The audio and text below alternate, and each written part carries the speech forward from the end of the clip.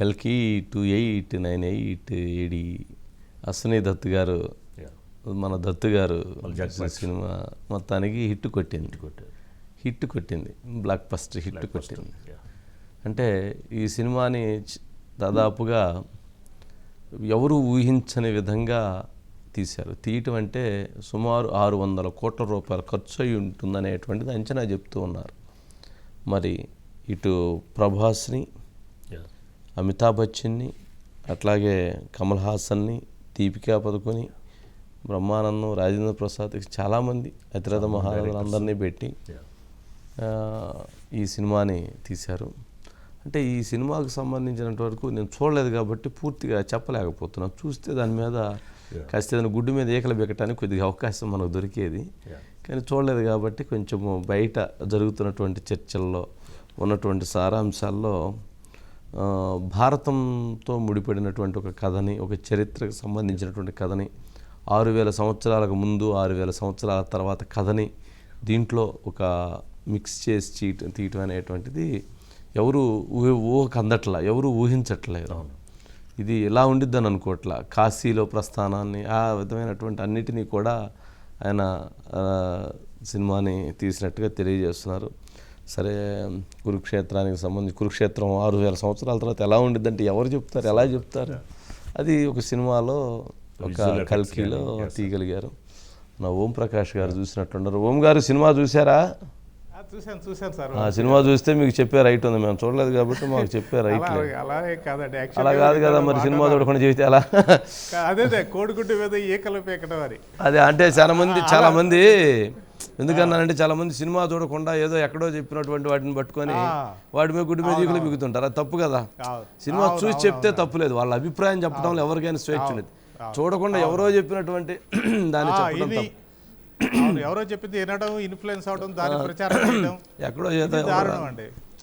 అదే అంటున్నాండి, దాదాపు 600 కోట్లు ఖర్చు పెట్టి ఈ సినిమా తీసాము, మీరు ఆ సినిమాలో జరిగేటువంటివి ఇది ఇలా ఉంది అలా ఉంది అని మీ ఆలోచనలు ఊరికే అనవసరంగా ఇతరులను ప్రభావితం చేసే విధంగా చేసి థియేటర్కి వచ్చే ప్రేక్షకుల బుర్రను పాడు చేయకండి అని చెప్పి వాళ్ళని విజ్ఞప్తి చేశారండి.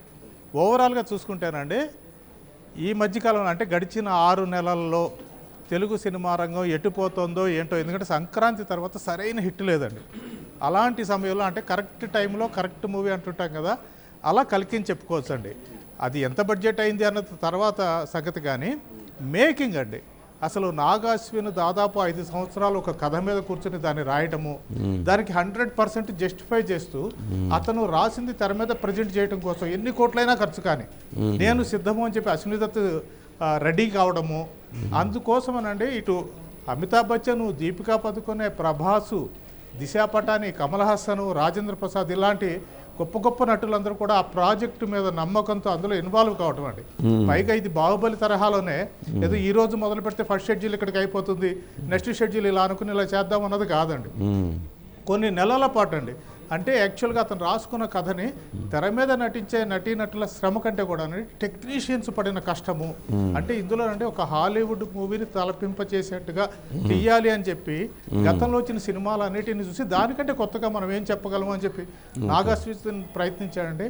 అందులో ఆ బుజ్జి పాత్ర ఏదైతే ఉందో దానిది కావచ్చు, అలాగే ప్రభాస్ వాడే ఆ వెహికల్ కావచ్చు, అలాగే యాస్కిన్ అనేటువంటి కమల్ హాసన్ విలన్గా ఉండేటి అతను ఉండేటువంటి ఆ కాంప్లెక్స్ అనే ఆ వరల్డ్ని సృష్టించడం కావచ్చు, ఇవన్నీ కూడానండి థియేటర్ మీద అలా 70 mm తెర మీద చూస్తుంటే ఒక స్పెల్ బౌండ్ అనిపిస్తుందండి. పైగా ఇది 3Dలో కూడా తీశారు, 2D ప్లస్ 3D రెండు రిలీజ్ చేశారు. ఆ 3Dలో ఐమాక్స్ థియేటర్లో ఈ సినిమాని చూసినప్పుడు ఎస్, తెలుగు వాళ్ళు ఇలాంటి సినిమాలు కూడా తీయగలరు అనేటువంటిది నిరూపించాడు నాగాశ్విన్. అందుకనండి ఈరోజు ఉదయం అంటే యాక్చువల్గా నిన్న రాత్రి నుంచే ప్రీమియర్స్ పడినాయి. అమెరికాలో అత్యధికంగా 32 మిలియన్స్ అండి, 3.2 మిలియన్స్ ఆల్రెడీ కలెక్షన్స్ అంటే 32 కోట్లు దాదాపుగా ప్రీమియర్ షోస్ ద్వారానే వచ్చిందండి. వాళ్ళు చెప్తున్న ట్రేడ్ వర్గాలు చెప్తున్న ప్రకారం ఏంటంటే దాదాపు 200 కోట్ల గ్రాస్ వరల్డ్ వైడ్ ఫస్ట్ రోజే వచ్చే ఆస్కారం ఉంది అంటున్నారు. ఎందుకంటే ఇది 5 భాషల్లో రిలీజ్ చేశారు ఇండియాలో, యావత్ భారతదేశంలోనూ పాన్ ఇండియా మూవీ రిలీజ్ అయింది. ఉత్తరాది వాళ్ళు ఉన్నారు, సరే సౌత్లో ప్రభాస్ ఉన్నాడు, అలాగే పశుపతి ఉన్నాడు, కమల్ హాసన్ ఉన్నాడు, అంటే తమిళనాడుకి ఇటు వెళితే అలాగే దీపికా పదుకునే, ఇలా ఆర్టిస్టులు కానీ టెక్నీషియన్స్ కానీ ఓకే. చాలా అంటే గొప్పగా వాళ్ళ ఓం గారు అంటే సినిమాలో మధ్యలో కొద్దిగా స్లో మోషన్లో నడిచింది అనేటువంటి ఒక డిస్కషన్ ఉంది. అది ఎంతో 100% అండి. నిజమేనండి. యాక్చువల్గానండి నేను కూడా మేము చర్చించుకున్నాము. యాక్చువల్గా 3 గంటల 56 సెకండ్లు ఉందండి సినిమా. ప్రభాస్ కెరియర్లోనే అతను 23 సినిమాలు చేస్తానండి. ప్రభాస్ కెరియర్లోనే లెంగ్తియెస్ట్ ఫిల్మ్ అండి. అందువల్ల ఈ కథ కనెక్ట్ కావడం కోసం కొంచెము స్లో నెరేషన్ అయితేనే కనెక్ట్ అవుతారు అని చెప్పి నాగ్ అశ్విన్ అనుకున్నాడండి.